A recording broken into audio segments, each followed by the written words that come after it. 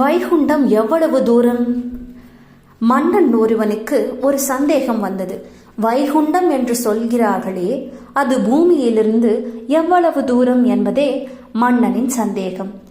அவையை கூட்டி சபையிலுள்ள பண்டிதர்களிடம் இந்த கேள்வியை கேட்டான். அவர்கள் அவரவர் அறிவுக்கு எட்டியவரை வைகுண்டம் எவ்வளவு தூரத்தில் உள்ளது என்பதை குறிப்பிட்டனர். மன்னன் திருப்தி அடையவில்லை.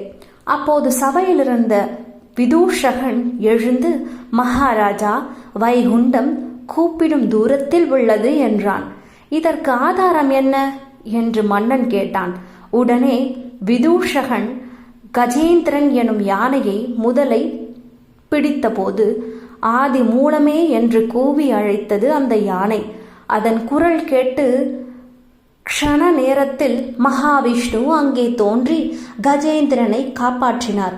இது உண்மை எனில் வைகுண்டம் கூப்பிடும் தூரத்தில் இருக்கிறது என்பது உண்மைதானே என்று பதிலளித்தான்.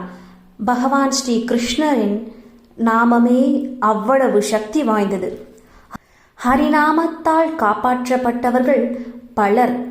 சபையோர் கரகோஷமிட்டு வாழ்த்தினர். மன்னன் மனமகிழ்ந்து விதூஷகனுக்கு பரிசுகள் வழங்கி பாராட்டினார். எனவே கலியுகத்தின் தாரக மந்திரம் ஹரே கிருஷ்ண கிருஷ்ண கிருஷ்ண ஹரே ஹரே, ஹரே ராம ராம ராம ஹரே ஹரே என தினமும் 108 முறை இந்த நாமத்தை ஜபம் செய்யவும்.